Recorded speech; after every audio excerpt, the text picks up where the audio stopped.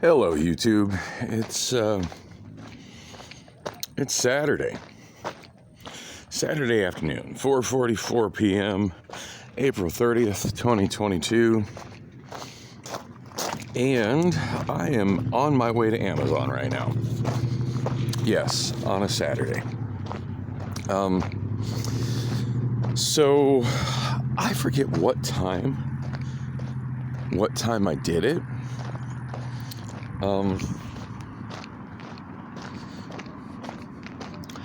I'm thinking it was, dang, every time I look over there and see those bollards smashed down, I just completely lose my train of thought. I wonder how long it's going to take the city of Phoenix to fix those. Anyway, where was I? Oh yeah, headed to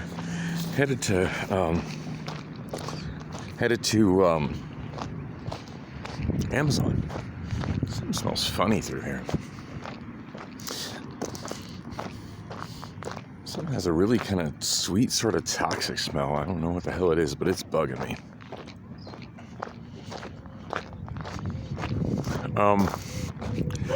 Anyway. So, gosh, my last video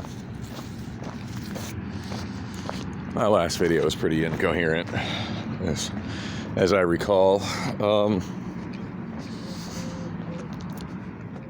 Partially because I was a little buzzed, and partially because I was tired. But I was kind of surprised. I spent an hour over at that recording studio. That was really unexpected, and I wish I would have been. I don't know. I wish I would have been more in a more creative mode when I did it, but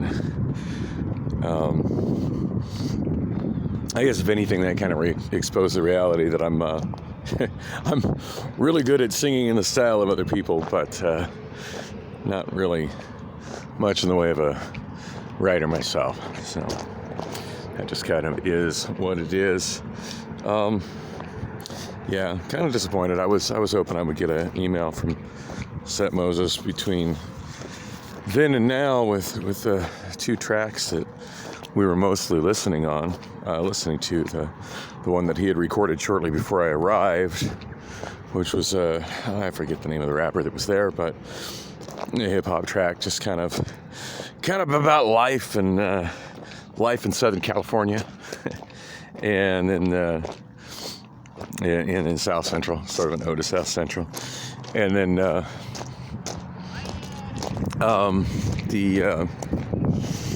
the other track, which is essentially a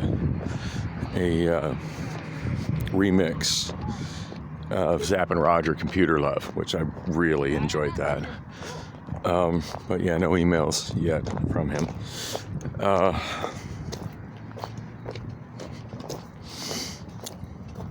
Anyway, after getting home, I guess on that walk, Priscilla had tried to call me, and looking at my phone, I guess she tried to call me maybe 3 times Friday evening. Yeah, I never have my ringers on that phone. In fact, I hardly ever. Yeah, I generally keep my ringer off on that phone, and it's not that I'm trying to avoid people calling me, but Obama phone number 1, the one that's got my phone number on it, it's got this newsreader software. I've been mentioning it since I got the stupid phone. There's no way to uninstall it. There's no way to turn it off. And it just, when the ringer is on, it's just constantly making a it makes the ringer noise to give me notices of headlines I don't give a shit about. And sometimes they're not even news headlines. I mean, it's one thing for, hey, guess what? There's a war going on between Russia and some Middle Eastern country with a yellow and blue flag that I give zero fucks about. Yeah, I don't need updates about that thing like 4 times a day. Don't need it. Don't need my phone going, making a dinging sound, interrupting me with updates for that, because I don't give a shit. It's on the other side of the world. It's not my problem. I mean, and that kind of makes me sound really callous, but the reality is that, there's, I have a lot more immediate problems. The only thing I really want to get a notice for at this point, and would like to hear, is a notice that Rob has finished my car and it's ready for me to go pick it up. Other than that, it's just not that important. I'll see it when I look at the phone. I'll see the notice of an email or a reply to somebody from me on Reddit, or it's whatever. I'll see the notice and I'll delete it or reply to it as needed.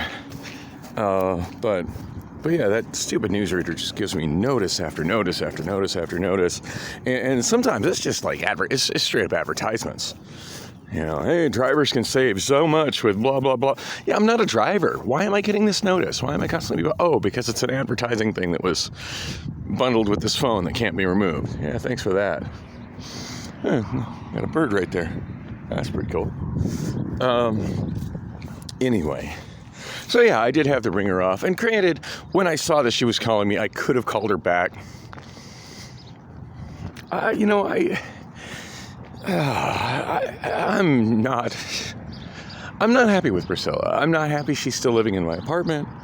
I'm not happy that after me having a 5-day, really intensely sexual relationship that she knew about, that I told her about with Crystal, I'm not happy she's still around. Like, I left you for another woman. I didn't come home for a week. Why are you still here? Why aren't you should be angry and gone. That's what you're supposed to do when that happens to you. Instead, we have this great heart-to-heart talk, which kind of all boiled down to, well, Dan, you're the asshole. And honestly, after listening to that, I'm okay. I can accept that. So I'm the asshole in the relationship. That's fine. End it. Leave. And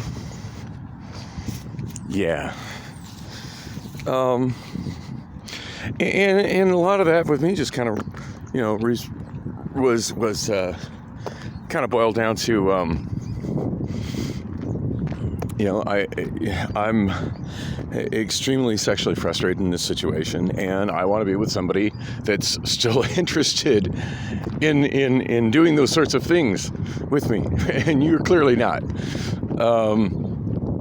And her response at that point was, well, I would be if you would get, but, I know you've been with this other woman, so I want you to get an STD test or get condoms. And I did both.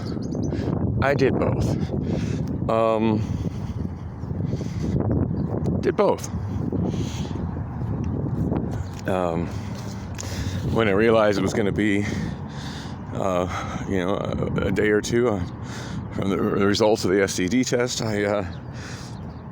on the way home from Amazon, I forget what day of the week it was last week, but I know I didn't vlog any of that trip. I took a different than usual route of buses to get me past the 24-hour Walgreens.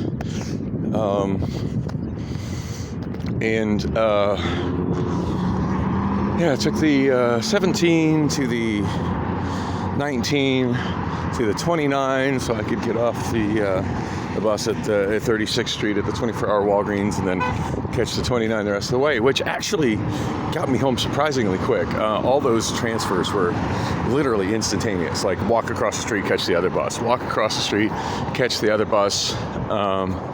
Walk out of the Walgreens, and oh look, there's the next bus.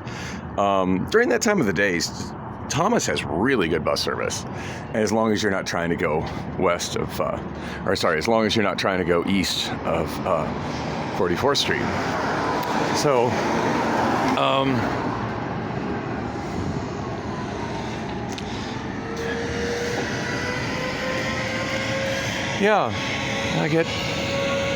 I'm just, suddenly that's her excuse, that's her reason for, oh, look at that, we got a 17 followed by another 17 right there. I see Valley Metro is up to its usual.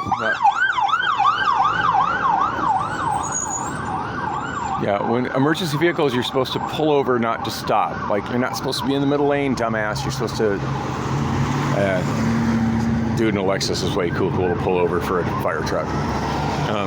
So this Valley Metro is back to its usual of not being able to get buses scheduled, because I can't imagine there's supposed to be 2 buses right after each other, ever. Speaking of which, I didn't check to see when my bus is going to show up, so let me check that on the other Obama phone. I can't believe my setup at this point is 2 Obama phones. All right, my Discover card refund posted. Well, that's cool.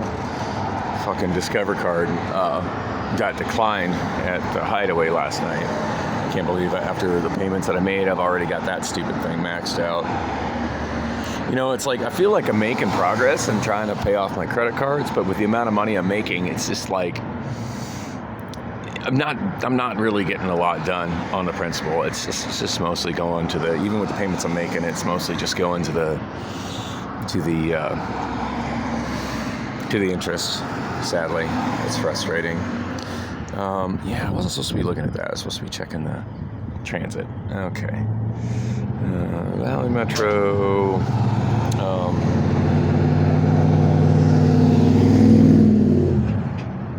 That's my stop there. That's the one time I missed that phone that Crystal stole from me, is when I go to do this. So it's 4:56. Wow, there will not be a bus. It's supposed to be here at 5:18, and it's not going to be here till 5:26. Wow.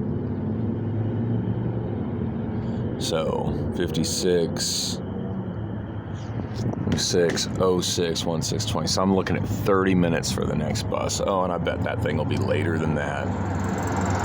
Wow, that is shitty. That is really shitty. Wow. Nothing I can do to make the bus show up any faster. And, there's no point in going to light rail. Light rail is worse. I totally forgot Thursday when I was heading out to Bullocks that the light rail was having those downtown delays. I ended up getting stuck at 12th Street. And I don't know if I saved any time with what I did, but after sitting at 12th Street for about 10 minutes and realizing I had no idea how long we were going to be stuck at 12th Street, I got off the train and walked up to the corner of, across the street at Washington and 12th Street, and about 5 minutes later, Route 12 showed up. Now, the train did finally take off maybe 2 minutes before the Route 12 showed up, so I probably didn't save myself any time. I don't know. The last time I tried to take a train since the construction delays through downtown, it seemed like it went extra slow through downtown. So maybe the 12 up to, just maybe the 12 going north up to Bethany Home was quicker. Maybe. It's not a direct route up 12th Street, because 12th Street doesn't go through that far. It ends up going up in Washington to 11th Street, 11th Street to... Gosh, you think I would know this one, but I don't ride the 12 that much to know it off the top of my head. But I think it's 11th Street to Roosevelt to 12th Street, 12th Street to Thomas to 16th Street, 16th Street to 16th Street to Osborne to 12th Street, and then 12th Street, I believe it goes north, like all the way to the Sunny Slope Transit Center. I'm not exactly sure the route it takes through Sunny Slope, but I got off at I got off at Bethany Home Road. So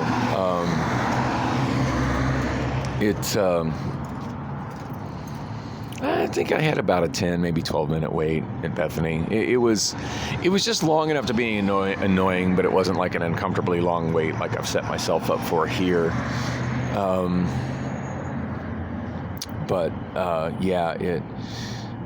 And then that bus took me, over to get to down Bethany home to 27th Avenue, where I got off, did that super short video where I walked over to Burger King, singing a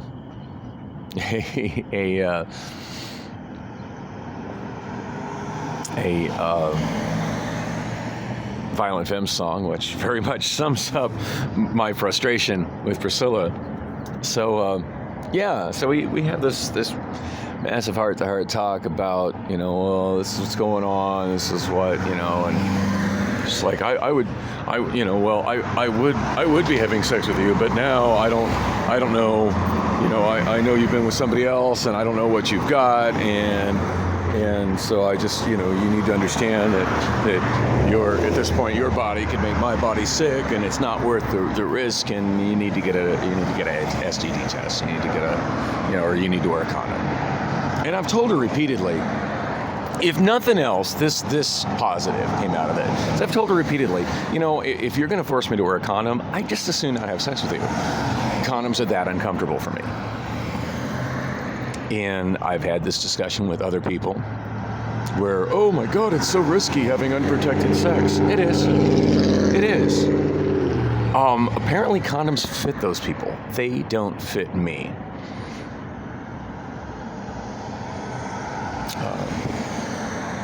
It is what it is.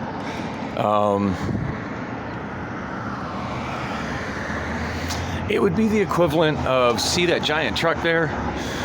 Trying to put a car cover that's made for a two-door hatchback onto one of those oversized pickup trucks. That's my problem with condoms. On that note, that's visible on my bag these days, which is kind of funny. But yeah, those are the largest size that I've found that are sold in stores. The only place I know that is open late at night or early in the morning that carries them is Walgreens, which is why I took that extra bus diversion to the Walgreens at 36th and Thomas. I've never seen those stocked at convenience stores. Oh, you can just get condoms at 7-Eleven. You can get condoms at Circle K. No, they don't have Magnum XLs at 7-Eleven or Circle K. And mind you, even those really don't fit me right. To the point they are very extremely difficult to get on. They're very extremely uncomfortable, and just the discomfort of trying to put one on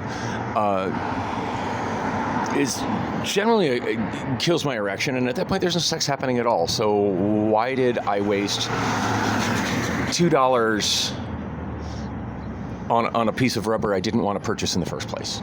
Oh, and mind you, it's not a matter of just wasting $2 because they don't sell these individually. At least if they do, not any place I go. The only place I know that sells them is Walgreens. I would assume they probably sell them for even more at CVS, but fuck CVS. But yeah, they come in a package of 12.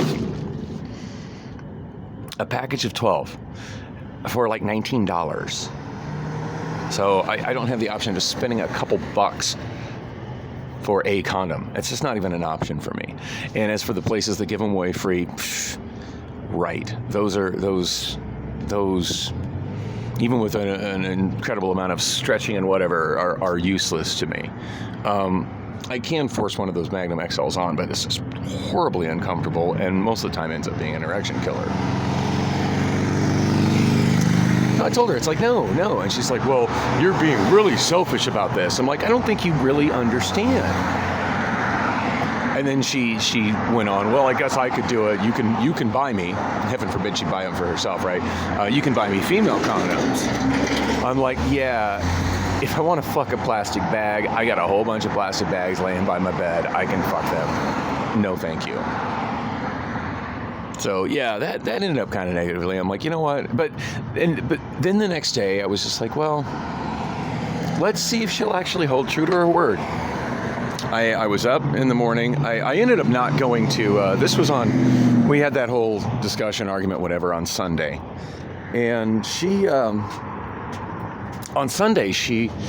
Anyway, because of that, I had come home. That was the day I walked to the post office. It'd be a week ago tomorrow.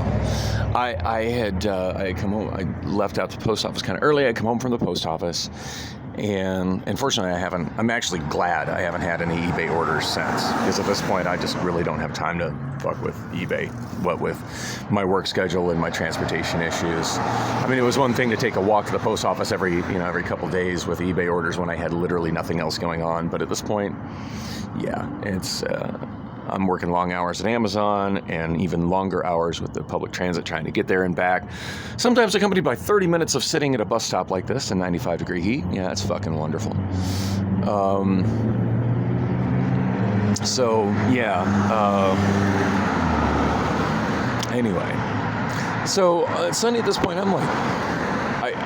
By the time I got home, I was looking at a website on my phone. I forget what the website was. I think it's azcourthelp.com, and looking at what the procedure is to get rid of an unwanted house guest.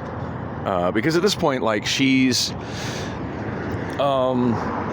treading the legal line between tenant and house guest, but evicting a tenant that is on a lease and isn't paying their rent is pretty simple and open and cut and dry.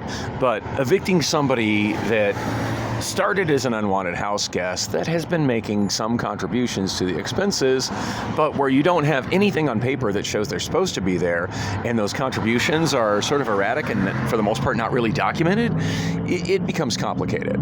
So I was actually to the point of looking at a website, of checking that out, and I came home to find that she had moved from the couch to my bed. I don't know if she thought I was going to cuddle with her or what. I mean, maybe if she had moved to my bed and was naked. But no, I was fully clothed on my bed. I'm really not happy that she's there on Sunday. And so I just lay in the bed next to her, and I'm proceeding to read that website. And at one point she wakes up and starts cuddling with me, and I'm like, why? Why are you doing this? I said, it never leads anywhere and just ends up in me being frustrated. So why? She's like, well, I guess old habits die hard. At that point, I called her out for not paying her fair share of the utilities, which I had sent text messages asking for, and kind of had to eat those words, because come to find out, she, I guess, had sent me payment for those two specific bills via PayPal.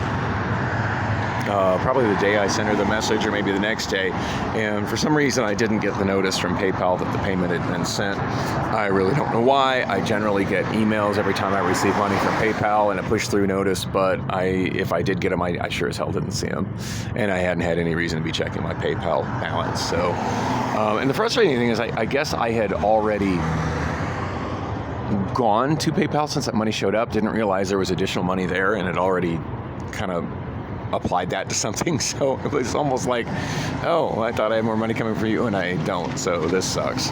But I couldn't deny she hadn't paid it, so at least that was a good thing. But anyway, we're just basically rehashing all the issues with the relationship, and she's like, well, you cheated on me before, and I'm like, yes, and you're still here. And it always comes back to you not wanting me in my apartment. And then of course she always twists that around to, well, I wouldn't let you, when you were suffering through tough times 4 months ago, 5 months ago, she goes, I paid most of the rent. I paid almost all of the rent because I didn't want to see you lose your apartment. And now because I did that, I can't get an apartment on my own. It always comes back to that. And I told her, it's like, well, would you rather have left you and just left you high and dry? And I'm like, at this point, yes. Yes, I probably would have been happier with that. I'd have figured out something. I'd have fucking done day labor. I'd have sold drugs if I had to. I started selling, been a little more proactive at selling my equipment online. Something. But no, now I'm stuck with her. I can't fucking get rid of her. I kind of got rid of her for the moment. Her one of her aunts is in town from one of her aunts is in town from Atlanta, flew in this afternoon, or this morning, noon time-ish. And she's got a hotel room, so I'm just assuming Priscilla's all off busy with her. I didn't even have a chance to tell her that I was going to work tonight, so. Oh, and as for going to work tonight, yeah, I am going to Amazon tonight. When I got home yesterday from